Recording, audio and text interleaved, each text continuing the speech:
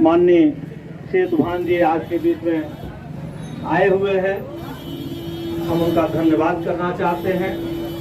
हमारे बनकटी के यशस्वी नगर पंचायत के चेयरमैन माननीय अरविंद पाल जी हैं, हम आपका भी बहुत बहुत धन्यवाद करना चाहते हैं। हमारे बीच में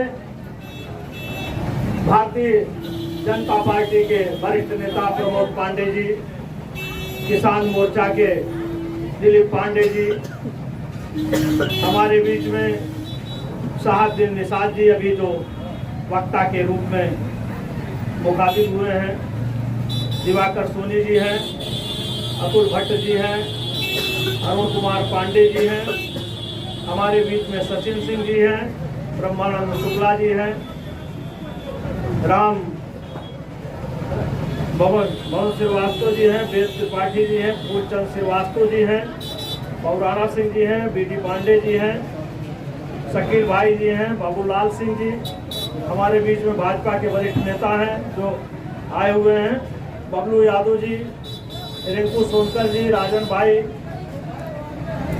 और बहुत सारे साथी जिनका हम नाम नहीं ले पा रहे हैं। आप सभी को सहृदय धन्यवाद देते हुए हम कुछ आप लोगों के बीच में अपनी बातें कहना चाहते हैं। देखिए साथियों, चुनाव की रणभेरी बन चुकी है। अब आपके सामने बहुत समय नहीं है, आपको विचार करना है कि आने वाले तारीख में हम जिसको वोट देने जा रहे हैं उसको क्यों वोट दें, और आपके सामने अन्य भी विकल्प हैं, उन्हें वोट दें कि नहीं दें, ये आपको सोचना पड़ेगा। क्योंकि एक वोट आपका ये जो मताधिकार है, इससे इस देश का भविष्य तय होने वाला है, आपके प्रदेश का भविष्य तय होने वाला है, आपके इस समाज का, आपके इस जिले का भविष्य तय होने वाला है कि आपके जिसको नेता बनाने जा रहे हैं उनके गुणों को आप परखें, उनके गुणों को देखें, और जिनके प्रति आपकी मन में उदारता नहीं है तो उसका भी कारण होगा। आप जानते हैं, आपको यह बताना नहीं है, आप लोगों के बीच में आपका यह भाई 25 वर्षों से 30 वर्षों से लगातार सामाजिक कार्य कर रहा है।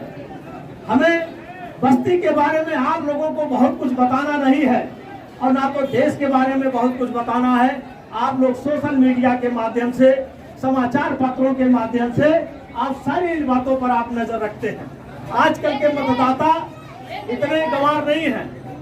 आपको अभी बहुत सारी विकास की योजनाओं पर हमारे तमाम भाइयों ने आपको बताया है।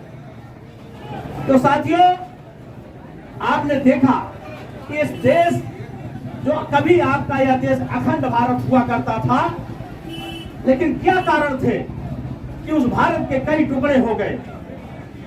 आपने अखंड भारत का अगर नक्शा देखा होगा तो बहुत सारे ऐसे हमारे जो इस देश के क्षेत्र थे, आज वो पाकिस्तान, अफगानिस्तान, बांग्लादेश, तमाम ऐसे भागों में विभाजित हो गए।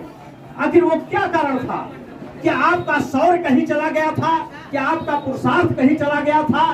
क्या आप में ताकत नहीं था कि विरोधियों के सीना को आप चीर देते और आपकी मातृभूमि जो है आपके हाथों से निकल गई? क्या इसको हम देखते रहे? तो आपको सोचना पड़ेगा हमारी वो कमियां क्या थी।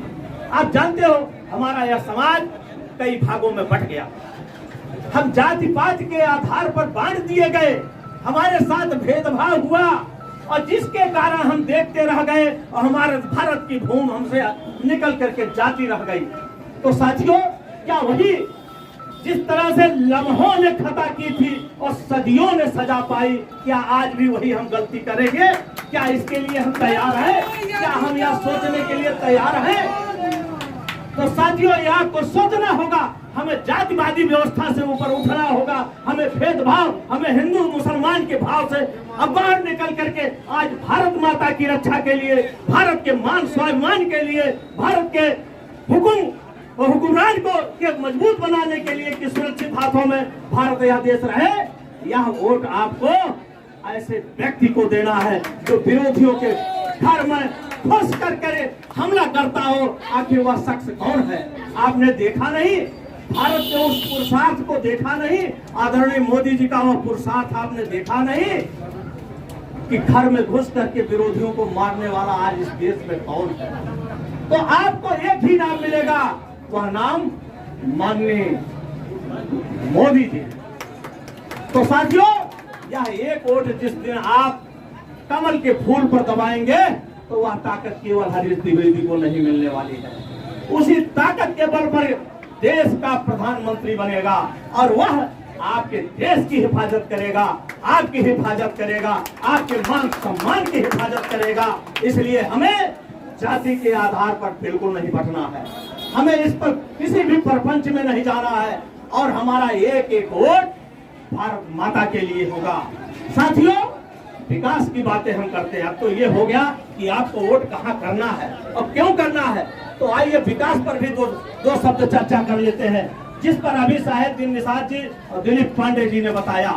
एक छोटा सा बात मैं आपको बताना चाहता हूँ कि सरकारों की नीयत कैसी होती है और उनकी बदनीयती कैसे होती है। पिछली सरकारों ने तो आपने देखा, यही राशन आज जो गरीबों को मिलता है और रेलवे स्टेशन और बफर गोदामों पर सड़ा दिया जाया करता था और उस अनाजों को सड़ा करके शराब माफियाओं को कौड़ी के भाव में बेच दिया करता था। लेकिन धन्य हो हमारे इस देश के यशस्वी मुख्यमंत्री का, जिनकी नीयत गरीबों के प्रति समर्पित है। इसको बताने की जरूरत नहीं है। उसी अनाज को गरीबों को दे करके उन्होंने कोरोना काल से आज तक उन्होंने आपकी सेवा करने का काम किया। यह नियत होती है किसी नेता की, किसी की राजा की, क्योंकि रोटी, कपड़ा और मकान ये जो मूल आवश्यकताएं हैं, अगर वह राजा नहीं दे पाता है तो उसको राज करने का कोई अधिकार नहीं है। और माननीय मोदी जी ने ये सभी चीजें आपको दिया है। आपको मकान दिया, आपको सुरक्षा दिया, आपको पेट भरने का राशन दिया, आपको जो है हेल्थ बीमा कार्ड जो है बनवाया। ये तमाम योजनाएं आपको देखने को मिलती है। आप प्रदेश सरकार की तमाम व्यवस्थाएं देख लीजिए। यही बगल का क्षेत्र आपका रामपुर है, जहां मेडिकल कॉलेज बना। पिछले कई सालों से मेडिकल कॉलेज क्यों नहीं बन पाया, तो ये आपको देखना पड़ेगा। आपके इसी बगल में फोरेंसिक लैब बन रहा है, 50 करोड़ की लागत से बन रहा है। आपके घर के बगल यही निपनिया शोकापुरवा में बन रहा है। आपके बगल में ITI कॉलेज बना हुआ है। ये हमारी सरकार की देन है, ये भाजपा सरकार की देन है। आपको ये बताना चाहता हूँ कि इंजीनियरिंग कॉलेज खुला तो भारत सरकार और उत्तर प्रदेश सरकार की देन है, माननीय मोदी जी की देन है कि आपका बेटा इंजीनियर बनेगा, आपका बेटा डॉक्टर बनेगा, आपका बेटा नौकरी पाएगा। ये हमारी सरकार की देन है।